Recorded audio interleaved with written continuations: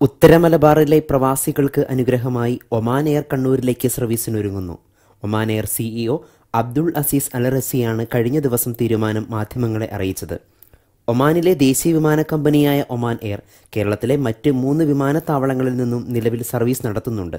വളരെയധികം സാധ്യതകളുള്ള വിമാനത്താവളമാണ് കണ്ണൂരിലേതെന്നും വിമാനത്താവളത്തിന്റെ സൗകര്യങ്ങളിൽ പൂർണ്ണ തൃപ്തനാണെന്നും അധികൃതരുമായി ചർച്ച പൂർത്തിയായെന്നും സർക്കാർ അനുമതിക്കായി കാത്തിരിക്കുകയാണെന്നും സിഇഒ അസീസ് അൽ റസി അറിയിച്ചു.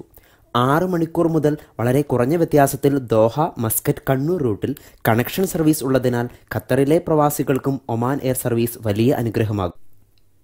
കണ്ണൂർ വിമാനത്താവളത്തെക്കുറിച്ചുള്ള ഏറ്റവും പുതിയ വാർത്തകൾക്കും വിശേഷങ്ങൾക്കും ഈ ചാനൽ തീർച്ചയായും സബ്സ്ക്രൈബ് ചെയ്യുക.